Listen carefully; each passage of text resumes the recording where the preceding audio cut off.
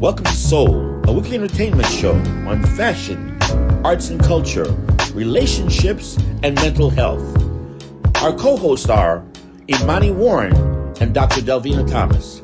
Now introducing our host, Nicky Says YOLO, Nicky Gelin.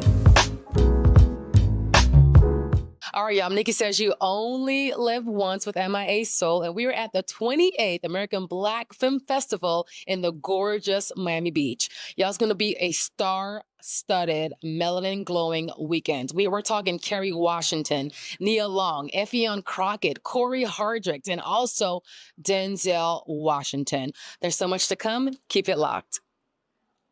All right, y'all. Nicky Says You Only Live Once with MIA Magazine. We're at the 28th annual ABFF. I'm here with comedian, actor, producer Effion Crockett. We're also here with Kanisha Bus, comedian and microphone masters. awesome. And Delmar Washington, director and producer as well. That is correct. So we just saw the panel talk for Effion Crockett Presents the Microphone Masters.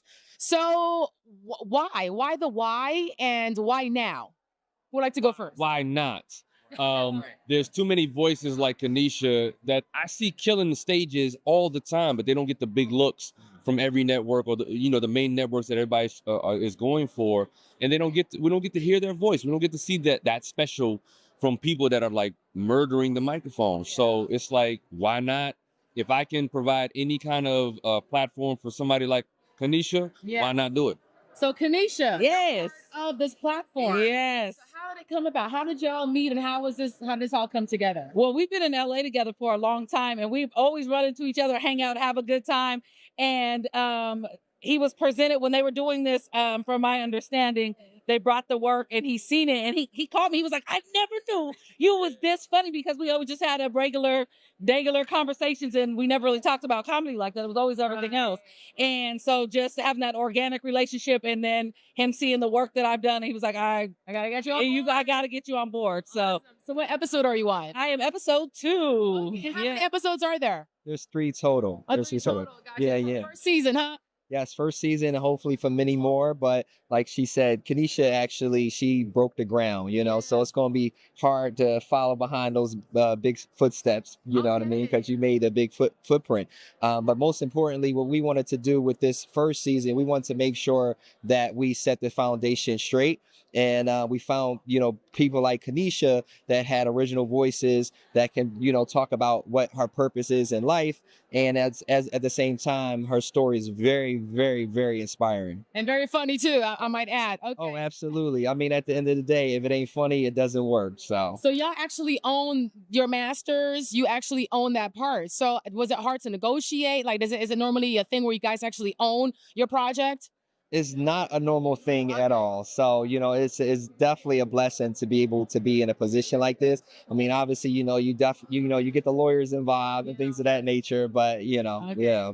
And I was gonna say, and I haven't even ever been offered that. So even going over my contract, I was like, what?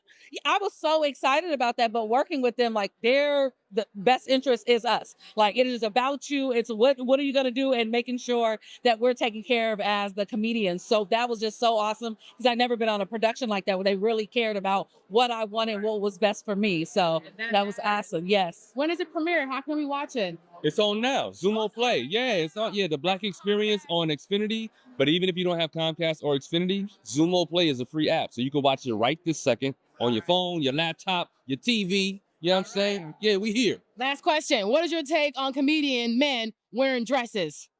Are you? Why you do that? Why you had this great interview and then you gonna turn onto the drama? Nah. We not talking about that. Listen, here's the thing. Let me respectfully answer that. Right. If it comes from the comedian's mind and it's an original idea, like Martin playing his mom, or Shanae, or Tyler Perry doing Medea, those are funny characters. I always laugh at Medea.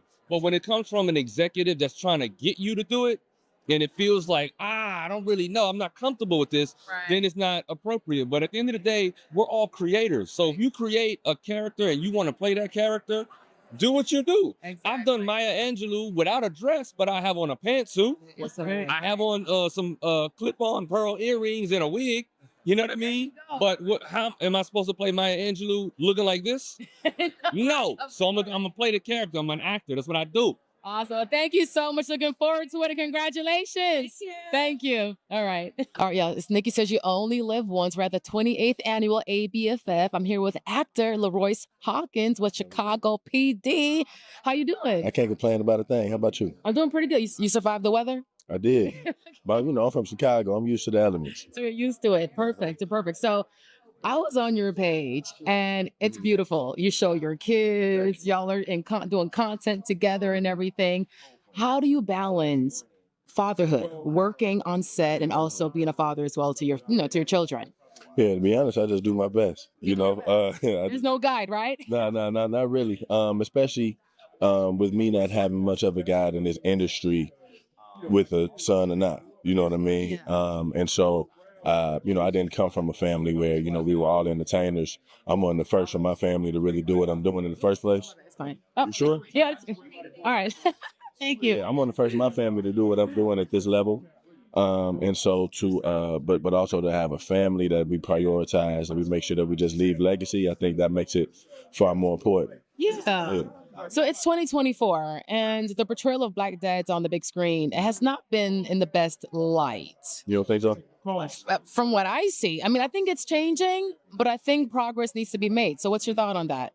No, I think it's to be honest with you, I think it's partly the responsibility of the storytellers. Yeah. Right. I know when I had my son, it became a priority for me to preserve Black boy joy, protect the Black woman, uplift the image of the Black man. Those became priorities. Those became not just my whys, but the reasons why I would say no. Right. If I had to, or yes, if I had to. If I can find myself being able to implement those pillars, then I'm down. And I think you can do that, whether you're a doctor or a drug dealer, to be honest with you, but it comes from an honest place and an authentic place, as long as we prioritize those things. So I think it is the responsibility, like I said, of the artists that's involved to make sure that they're pushing that storyline. What is one thing that your kids have taught you? Man, my kid has taught me more about imagination lately than anything. Right, they're very imaginative. They're very imaginative and they take their play very seriously. And so, it just helps me out as an actor. I forgot how much I locked in as a little kid until I was rocking with my son. And then, we try to have those fatherhood moments where we want to capture something, whether it's a picture or whether it's a video. But my son will let me know we playing right now. Yeah, be in the moment. Put the phone down, Dad. You know what I mean? And so that's one of my favorite parts about it all. Well, thank you so much. Thank you. Congrats again. Keep representing. They can add us to your children and others as well. I will see you on a panel talk. All right, y'all. So we're at the 28th Annual American Black Film Festival. We have so much coming your way. After this quick commercial break, we'll be right back. I grew up down here in South Florida, so for me, it's a little bit more personal. For the Mesman & Dover Law Firm, it's about community. For us, South Florida's our home. You all are our people. Our family. Our future. The difference we'll make for you, your loved ones, your kids, matters. Because to us, it's personal. If you need us, call us 24/7 at 866-954-MORE. That's 866-954-6673. The Mesman & Dover Law Firm, youraccidentattorneys.com. Help comes in many forms. As a Miami-Dade County bus operator, you can help your community, help those in need, and even help yourself.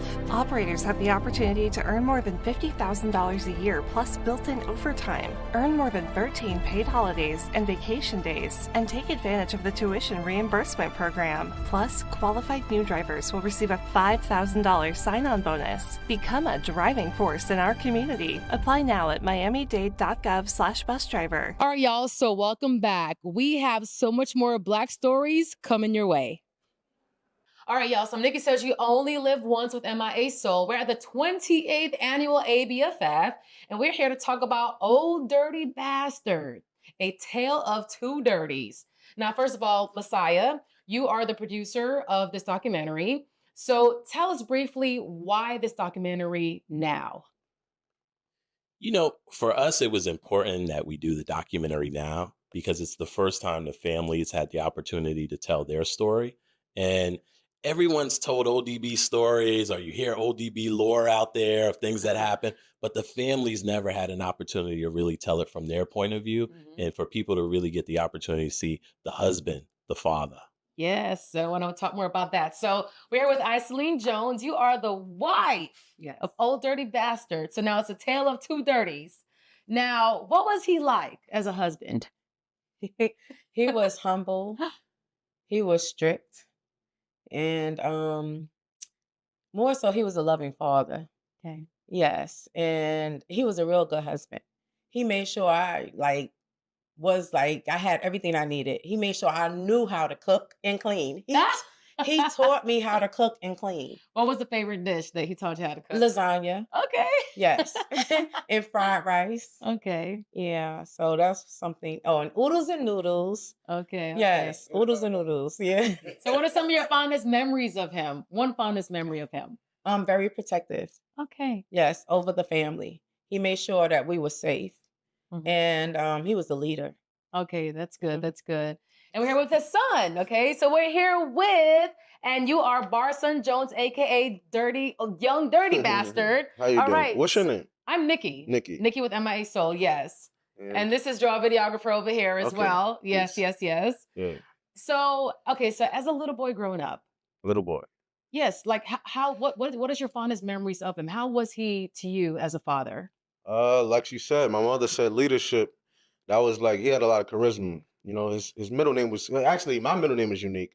His name was unique. A song unique. So to name us, he was free.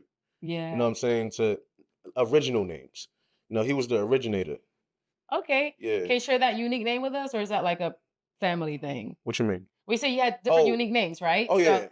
Mommy could go first. I don't know if you want to share. I don't know if it's like a family thing that you don't want to share. Well, no, but- my husband, he named all of us. Yeah. So my husband was Unique Asan Allah, and I was Shaquita, Earth in the name of Allah. And then we named Barson Unique. And then my daughter is Taniqua, and then Shaquita. He just gave us all names that he made up. He had to write them up. They have numbers and meanings, and everything adds up to something, you know. So it was not just Tracy and Kim, and it was real, unique. right? Yeah. He spent a lot of time, and before he can get my name, and then we had to individually name all of them, and they have to live out that life in that name. Oh, wow. So it means everything to them. So their whole life they're living that name out. There's a meaning behind it. That's awesome.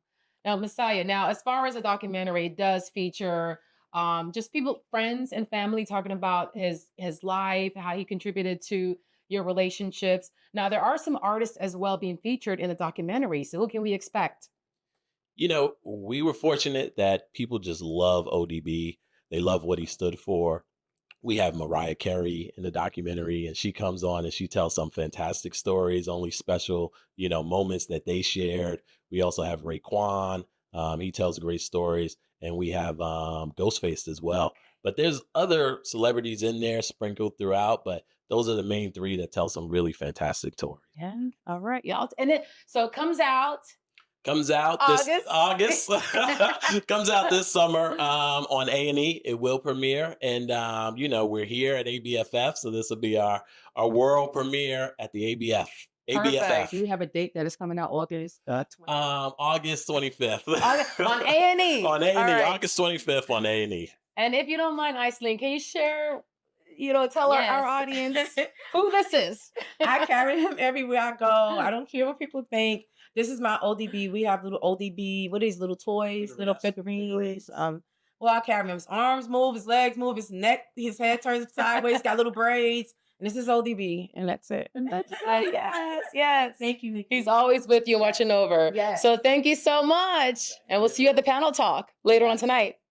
All right, y'all. So I'm here. Can I say the GOAT? Baby, I don't want to say legend because it may be like, yeah, I'm too. You're calling me old, but the GOAT, Bevy Smith. Take all of the things. Awesome. Thank you. The host of Bevelations. Yes. Okay. So I saw you was at the Apollo Theater. Was it last night? Last night I was at the At the Apollo gala. Gala, 90th anniversary.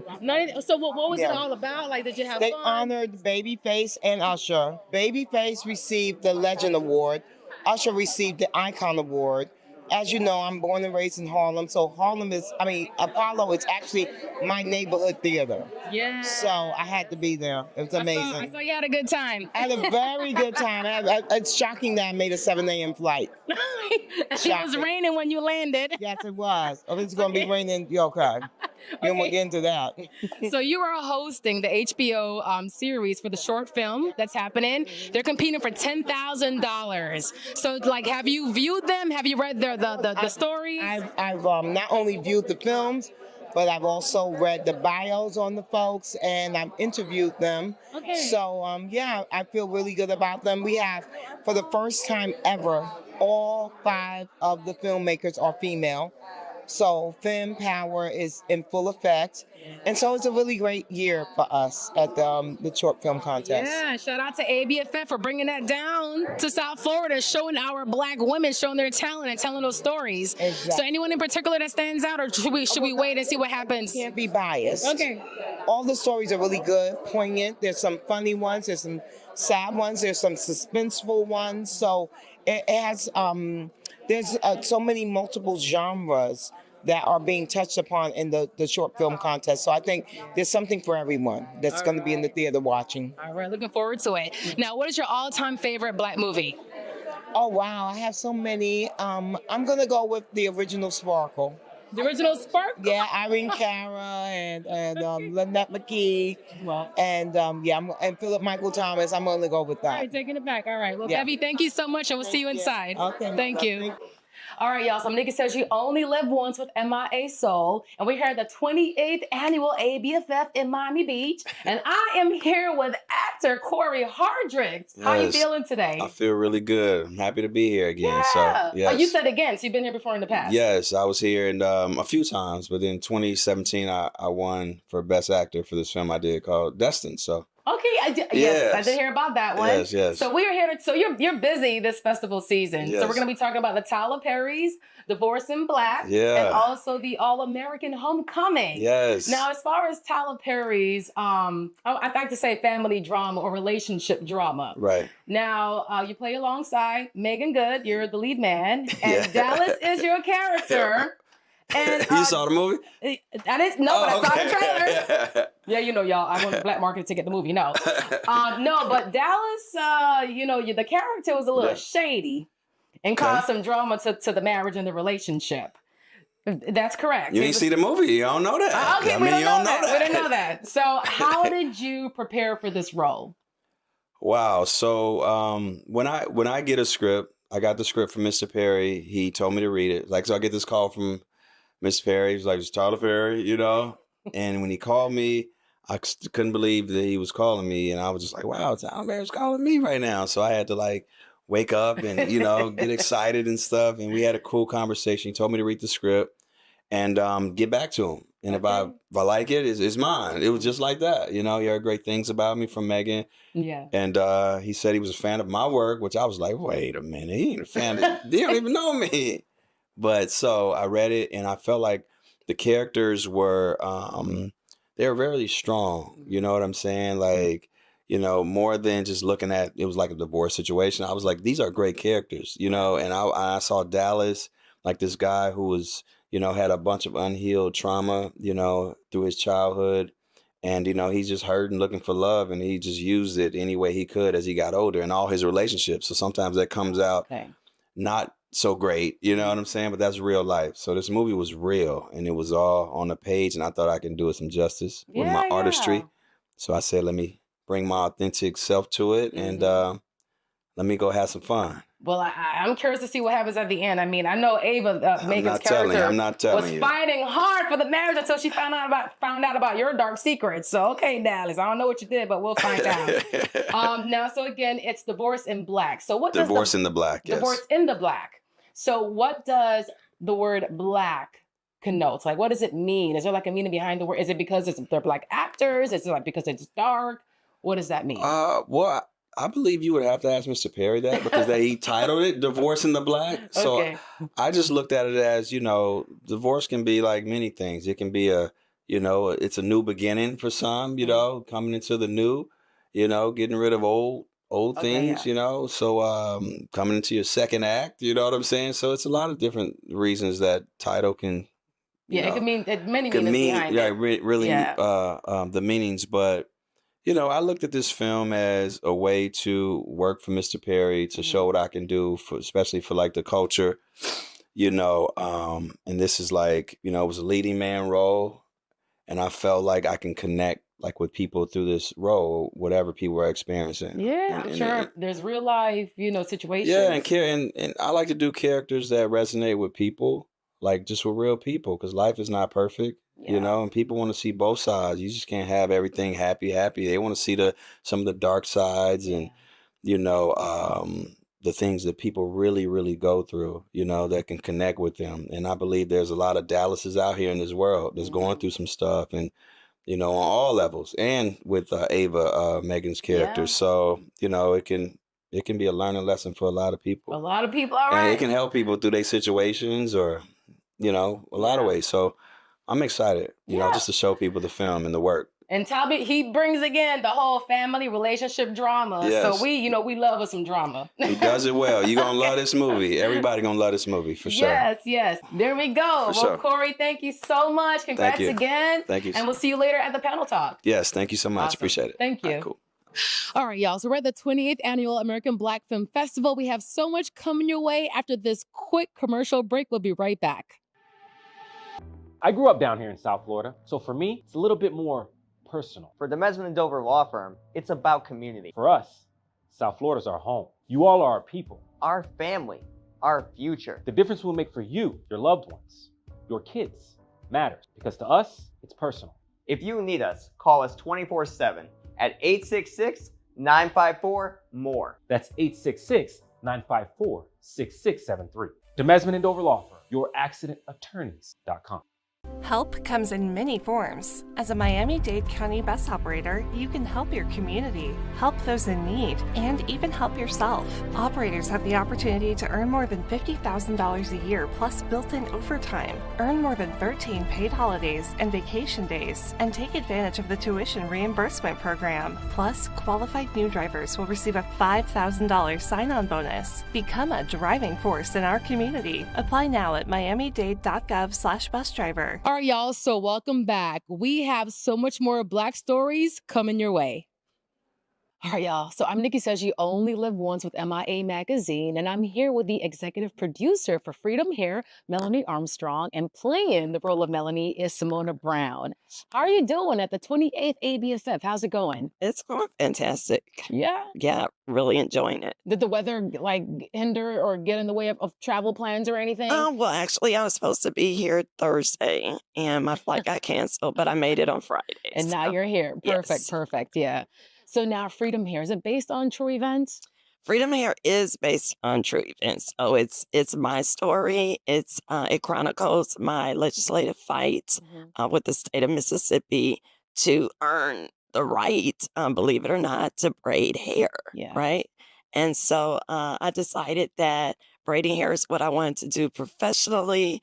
I thought it was as simple as going to learn how to braid because I did not know how to braid. So once I learned how to braid, I thought it was just going to be easy breezy from there. But no, that was not the case at all. And so I came up against the state of Mississippi State Board of Cosmetology that was requiring me to go to school and get a 1,500-hour cosmetology license, which would have taken a year and a half. And at the time I was working full time. So that was an option to quit my job and just go to cosmetology school because they didn't have night courses, as well as financially it would have cost me at the time $10,000 to $20,000. Crazy. And yeah, and also I'll just add on top of the craziness, I would not learn anything about hair braiding. Right. But you persevered and it's 2024 and you're still standing strong. Yeah. Which brings us to Simona Brown, who plays you in Freedom Hair. Simona. Hi. I love your braids, first of all. Thank you. I love your hair, first of all. Thank you. So they always say that we're not our hair. Yeah. Do you believe that? No, I don't believe that. I feel like especially in like the Black community, like across the Black diaspora, like our hair, like I feel like we express ourselves through our hair, like all the way back to like ancient African culture, like the styles that we did, like part of like celebrations and certain like I don't know, like gatherings and things like that. I think that it's like a really deep and spiritual, like cultural thing. Like I watched a short film that was here last year, Chidera, and like, you know, like there's a belief in like certain Yoruba cultures that like locks and like natural hair, like it's like a spiritual thing, you know? And I think if our hair like grows towards the sun, like I think that we should be respecting Yes. it for Our hair sure. grows tall, not long. You know? Right, yeah. So how can we watch it? When does it premiere? How can we tune in? So right now we are on a film festival tour, and but there has been distribution located, and all I can say right now is that it will be released early fall. Oh my gosh, I'm so excited. We need more of these stories. Thank you so much. Yes, great to meet you both. Love your braids. Keep fighting the fight for us to embrace our natural hair and just yeah, that we need to love ourselves, love our hair, you know. There's a perception within society that long hair is pretty hair, you know, but this is how we are. This is how our hair grows. It grows upwards and it's beautiful. It's our crown. So, and I want to give a shout out to the Crown Act as well. I don't know if you heard about the Crown Act. Yes. But they're such an advocate for just Black people rocking their locks and their fros and so forth. And now with your story, it's going to be even more powerful. So thank you again. And I can't wait. I can't wait to see it. I can't wait to tune in. All right. Thank you. All right, y'all, and it's officially over. The 28th Annual American Black Film Festival. It is going down in history this year. Y'all, there's so much Black excellence on the red carpet, so many screenings, and so many Black stories being told. Until then, MIA. So... All right, y'all. So it is officially a wrap. The 28th American Black Film Festival. Y'all, it was hashtag Black Excellence. Effion Crockett, Nia Long, Kerry Washington, and also Denzel Washington. Y'all, there are so many stories being told, so many emerging artists. Looking forward to next year. Again, this is MIA. So...